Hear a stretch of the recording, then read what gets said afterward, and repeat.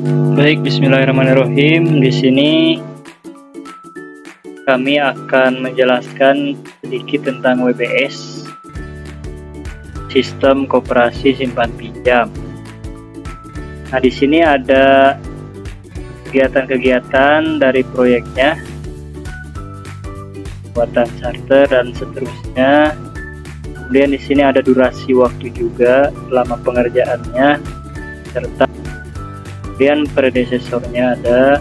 Nah, di sini juga ada nama penanggung jawab untuk aktivitasnya atau yang disebut juga sebagai tim proyek ya.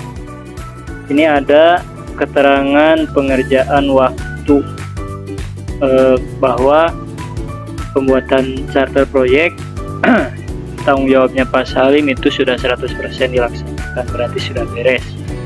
Dan ini ada ke bawahnya juga. Nah, seperti itu.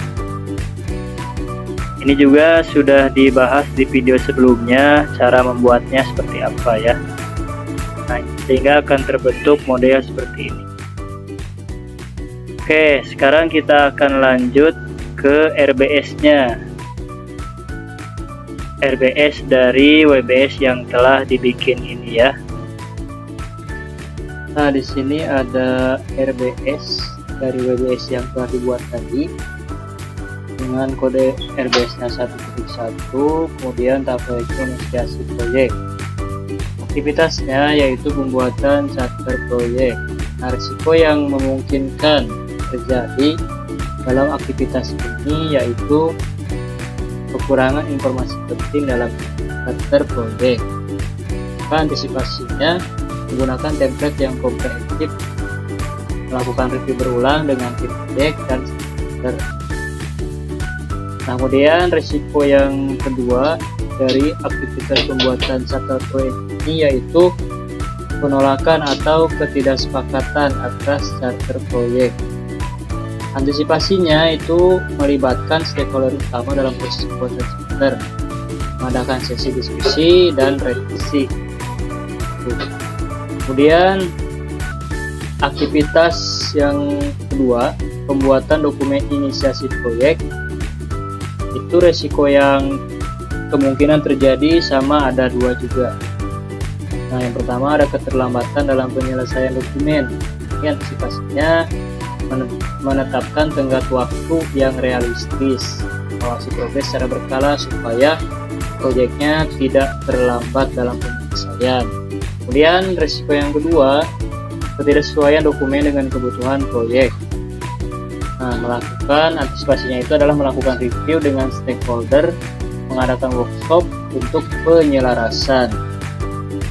Nah, kemudian di sini kode RBS 2.1 tahap proyeknya perencanaan proyek. Aktivitasnya ada penjadwalan proyek, risiko yang kemungkinan terjadi. Nah, ada kesalahan estimasi waktu.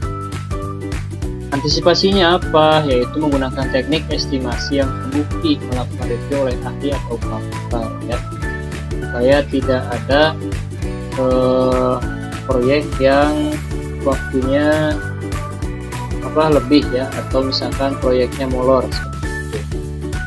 Nah, risiko yang selanjutnya dalam aktivitas penyelesaian proyek itu keterlambatan dari jadwal yang telah dibuat. Maka antisipasinya itu membuat jadwal cadangan ya, kemudian memantau progres secara berkala serta menyediakan waktu seperti itu, tidak ada terjadi keterlambatan. Nah, kemudian masih di tahap proyek perencanaan kode RBS 2.2 yaitu penentuan anggaran.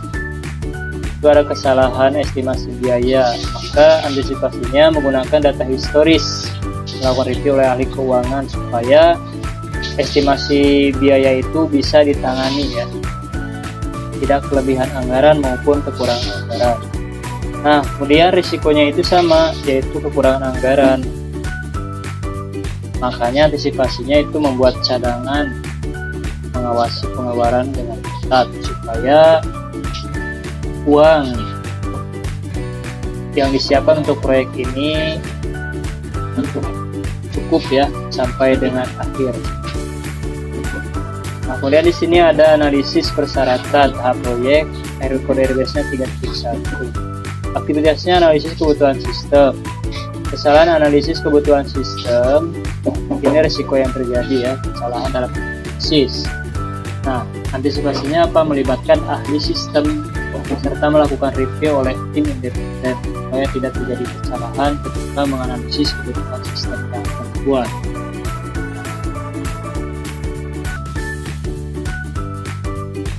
Nah, kemudian ketidakcocokan antara hubungan pengguna dan sistem. Ini antisipasi seperti apa? Mengadakan sesi validasi dengan pengguna, melakukan simulasi kebutuhan. Jadi validasi dulu dengan penggunanya, cocok atau tidaknya sistem yang akan dibuat. Nah, kemudian kode RBS 3.2 aktivitasnya penyusunan dokumen spesifikasi penelitian. Ketidaksesuaian dokumen dengan kebutuhan sistem, ini resiko yang mungkin terjadi. Nah, untuk antisipasinya yaitu melakukan review oleh tim teknis dan menyusun prototipe untuk validasi. Nah, kemungkinan resiko yang terjadi selanjutnya yaitu keterlambatan dalam penyusunan dokumen. Antisipasi supaya tidak terlambat itu adalah menetapkan tenggat waktu yang realistis dan mengawasi progres dapat. Nah, pada kode RBS 4.1 sini ada tahapan proyek yaitu desain ya. Aktivitasnya adalah desain arsitektur sistem. Risiko yang mungkin terjadi yaitu kesalahan dalam desain arsitektur sistem. Nah, ini solusinya melibatkan arsitek sistem berpengalaman dan juga melakukan review oleh tim independen supaya meminimalisir terjadinya kesalahan. Nah, ini risiko yang kedua, yaitu arsitektur itu tidak sesuai dengan kebutuhan stabilitas dan keamanan.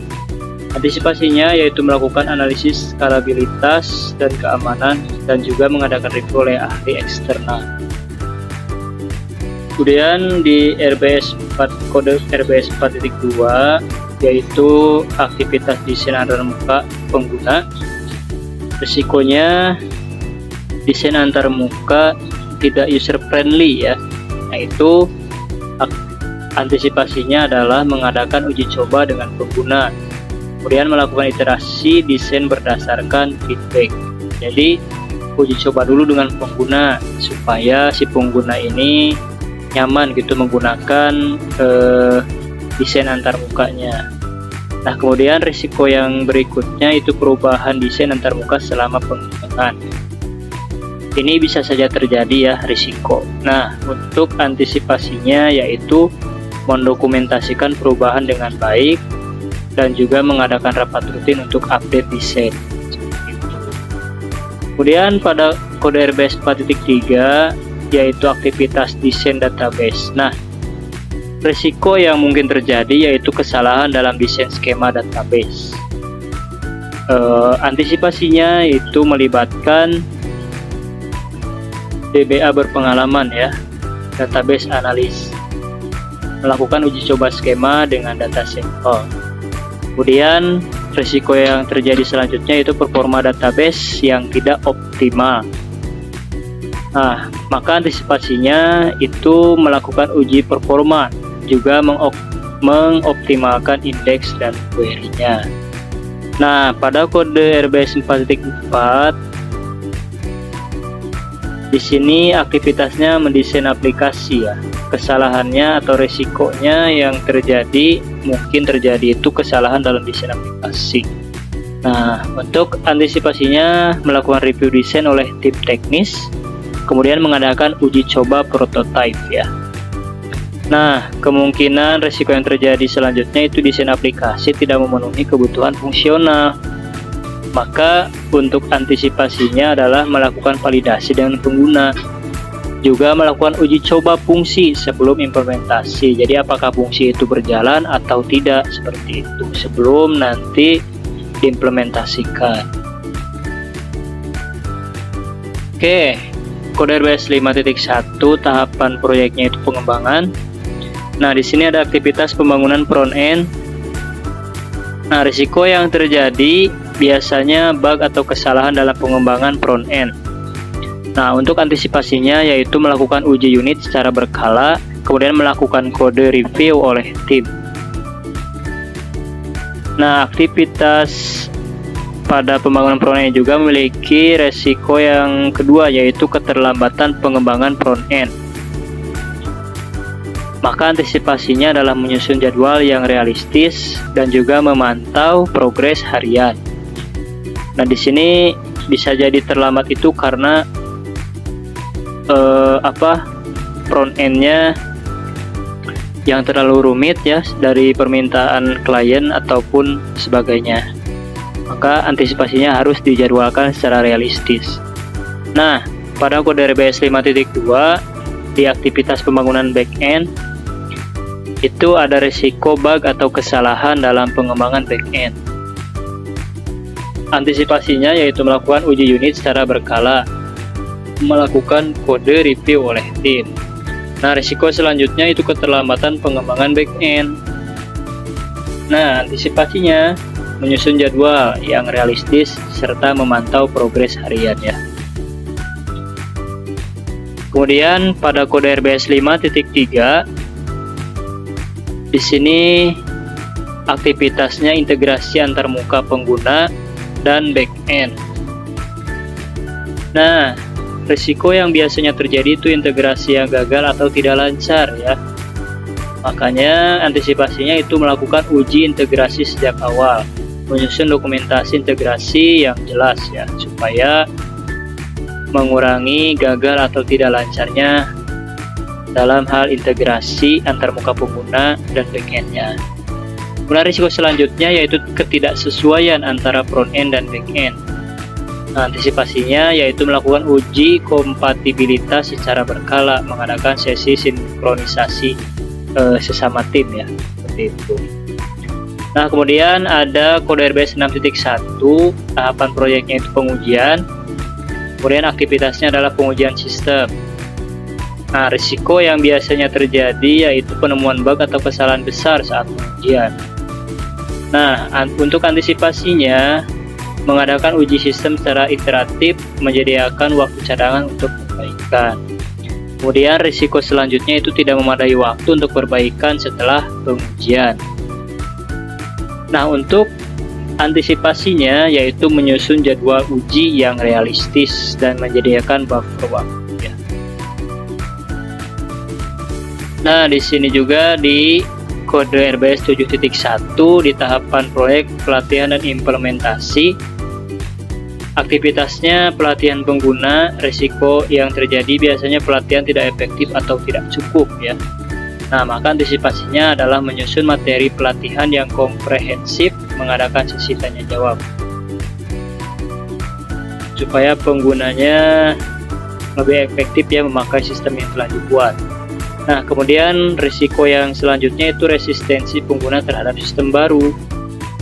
Nah, untuk antisipasinya yaitu melibatkan pengguna sejak awal dan memberikan dukungan berkelanjutan supaya lebih paham terhadap sistemnya. Gitu.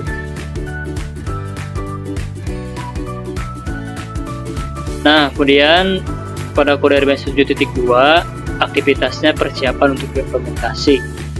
Nah, biasanya risiko yang terjadi itu kesalahan dalam persiapan implementasi. Nah, makanya solusinya adalah membuat checklist persiapan implementasi dan juga mengadakan uji coba implementasi di lingkungan yang staging itu. Nah, kemudian risiko selanjutnya adalah keterlambatan dalam persiapan untuk implementasi. Nah, makanya antisipasinya yaitu menetapkan jadwal implementasi yang realistis serta memantau progres persiapannya sudah sejauh mana, seperti itu. Nah, pada kode RBS 8.1 ini tahapan proyeknya pemeliharaan. Kemudian aktivitasnya pembaruan perangkat lunak. Nah, ini resiko yang bisa ditemukan itu kegagalan pembaruan perangkat lunak. Makanya antisipasinya itu melakukan uji coba pembaruan di lingkungan staging, menyusun rencana rollback.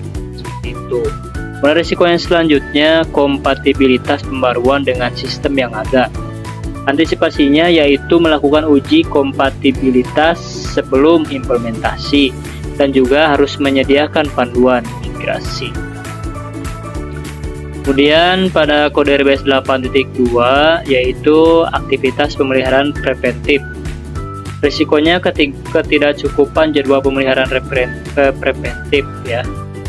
Nah, antisipasinya menyusun jadwal pemeliharaan yang detail ya supaya cukup gitu waktunya, dan melakukan monitoring sistem. Risiko selanjutnya yaitu biaya pemeliharaan yang lebih tinggi dari yang dianggarkan. Nah, di sini solusinya atau antisipasinya itu mengawasi anggaran pemeliharaan.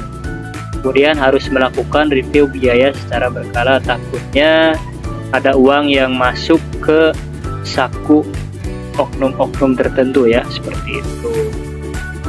Oke, seperti itu RBS yang telah kami buat ya. Risiko yang mungkin terjadi pada sistem koperasi simpan pinjam ya, seperti itu. Baik, di sini ada laporan pelaksanaan proyek nomor 1, laporan pelaksanaan proyek koperasi simpan pinjam tahun 2024 yang bertentangan di bawah ini. Nurul Hakim sebagai manajer proyek, alamat Wilayah Bandung, pelaku pelaksana proyek sistem koperasi simpan pinjam. Di sini terlampir ya.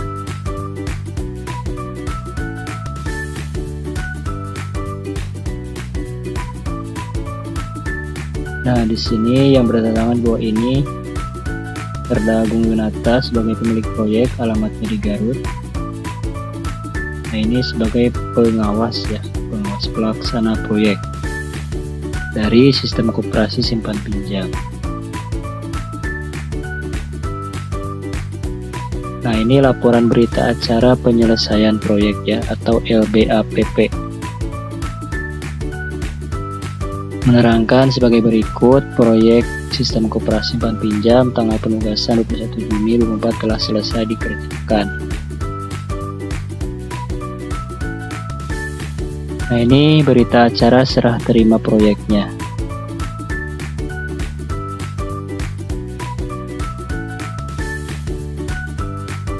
Jadi menerangkan sebagai berikut: 1. Proyek sistem koperasi simpan pinjam tanggal penugasan 21 Juni, pelaksanaan proyek berdasarkan berita acara penyelesaian proyek nomor 1, laporan berita acara penutupan proyek koperasi simpan pinjam 2024 tanggal 8 Juni 2024. Nah, sekian berita acara dari sistem koperasi simpan pinjam yang telah kami susun.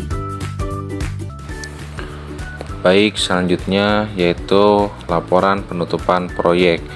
Nah, ada nama proyek, kode proyek, sistem, tanggal, dan dibuat oleh siapa. Terus yang pertama ada penyerahan proyek. Di penyerahan proyek ada penyerahan, tanggal terima, sama kontingensi dan kondisi.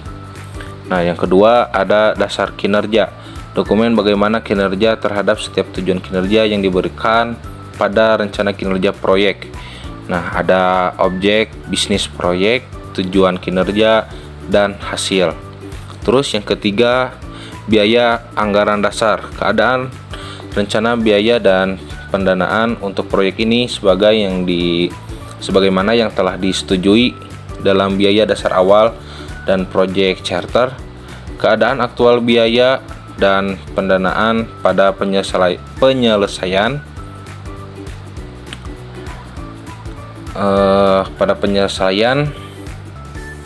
dokumen dan menjelaskan semua selisih biaya dan pendanaan termasuk perubahan biaya dasar yang disetujui. Nah, ini ya, ada rencana aktual, selisih, dan keterangan. Tuh. Terus selanjutnya jadwal dasar. Bandingkan jadwal dasar yang disetujui di awal terhadap tanggal penyelesaian aktual. Masukkan tanggal rencana awal dan akhir dari jadwal dasar. Data semua mulai aktual, tanggal selesai, dan jelaskan selisih jadwal, termasuk perubahan jadwal dasar yang disetujui. Nah, di sini ada elemen WBS, aktivitas atau tugas, rencana, tanggal mulai, tanggal mulai aktual, rencana tanggal selesai aktual, selisih, keterangan selisih. Nah, selanjutnya yang kelima ada ruang lingkup. Beberapa perubahan pada ruang lingkup proyek dan dampaknya terhadap kinerja, biaya atau jadwal. Nah, ada perubahan ruang lingkup, dampak perubahan ruang lingkup. Yang keenam, operasi dan pemeliharaan. Menggambarkan rencana untuk operasi dan pemeliharaan produk, barang atau layanan yang diberikan oleh proyek. Keadaan proyeksi keuangan tahunan untuk mengoperasikan dan merawat produk, barang atau layanan. Mengidentifikasi di mana dan mengapa proyek biaya berbeda atau jika berbeda dari usulan proyek. Jika rencana operasi dan pemeliharaan tidak sesuai, apa target waktu perencanaan dan apa dampak dari tidak beroperasi dan pemeliharaan produk, barang atau layanan di tempat. Nah, ada rencana operasi dan pemeliharaan. Yang ketujuh, ada sumber daya proyek. Daftar sumber daya yang ditetapkan dalam rencana dan digunakan oleh proyek, mengidentifikasi kepada siapa dan kapan sumber daya ditransfer. Laporkan semua sumber daya proyek. Nah, ada sumber dana atau ribuan, rencana aktual, selisih, dan keterangan. Nomor 8, mengidentifikasi semua material dokumentasi proyek yang tersimpan pada library proyek atau repositori lainnya. Mengidentifikasi jenis media yang digunakan dan pembagian dokumentasi proyek atau lihat rencana komunikasi. Nah, di sini ada sumber dana ribuan, individu atau organisasi yang menerima, dan tanggal pergantian. Selanjutnya nomor 9 ada pembelajaran. Mengidentifikasi pembelajaran untuk umpan balik pada proses persemakmuran manajemen proyek. Pembelajaran harus dinyatakan dalam masalah dan pengambilan tidak koreksi. Mengulas singkat mengenai identifikasi sifat masalah, sumber dan dampak. Setiap situs referensi yang memberikan rincian tambahan referensi mungkin tidak termasuk mungkin laporan proyek, rencana, daftar masalah, perubahan dokumen manajemen, literatur lain dan pedoman yang berasal dari sumber lain. Nah, di sini ada media yang digunakannya ya. Nah, di nomor 10 ada tanggal peninjauan. Mengidentifikasi tanggal penyelesaian laporan, implementasi, dan penanggung jawab tindakan. Nah, di sini ada tindakan, tanggal, dan penanggung jawab ya.